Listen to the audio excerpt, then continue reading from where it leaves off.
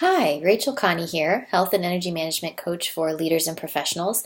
And today I want to share an insight that I've had around the impact that our emotions can have on our digestive function, on a lot of the health challenges that we have, particularly around our ability to digest and absorb food.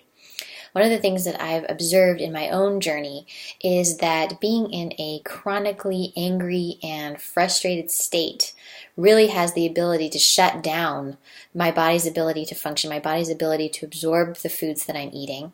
And then, of course, those emotions often spiral into cravings for other poor quality foods. But the anger and frustration piece in particular, for me, was very powerful because it tended to be something that I would store in my core. I would suppress that anger and frustration, trying to be, the pleasant person, trying to stay professional, of course, which is essential.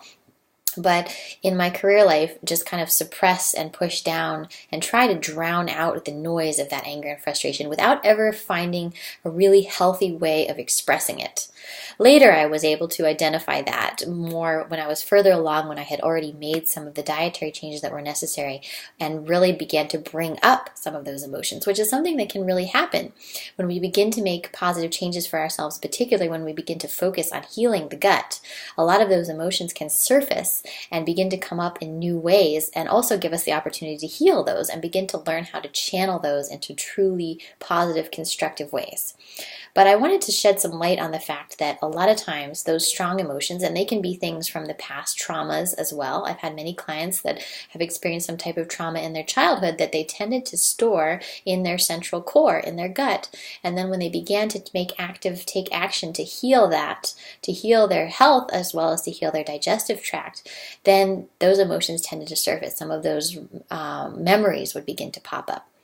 And so, of course, anytime those things come up, it's an opportunity for us to heal that, but it's also an opportunity for us to learn how to channel those emotions in a more positive way, whether it's through exercise, whether it's through the exploration of other passions, whether it's through whatever tends to energize your body, what tends to allow energy to flow through you, how you can take those emotions stored there and begin to process them in a constructive way. That alone has the power, so much power, to decrease the level of inflammation in your body, but also to allow you to digest well, which is really, to me, the core, the central part of health is really our digestive health, our digestive function.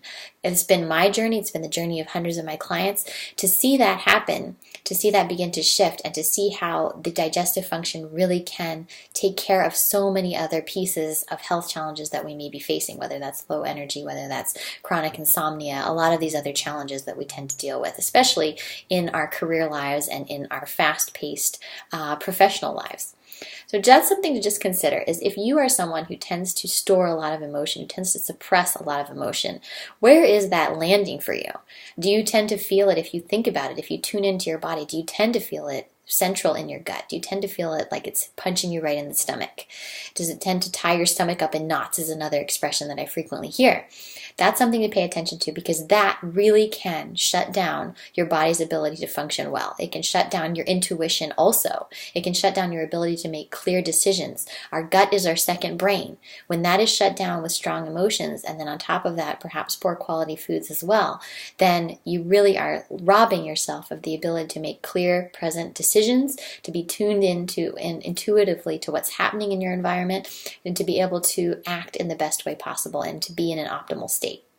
Something to think about there. If that was helpful, please feel free to like this video. Please feel free to visit my website for more information. If you are someone who is looking for some support around elevating your health and lifestyle practices in support of your career and ambitions, I would love to speak with you and offer you a free breakthrough session. So please feel free to visit my website at www.rachelconnie.com. Thank you so much.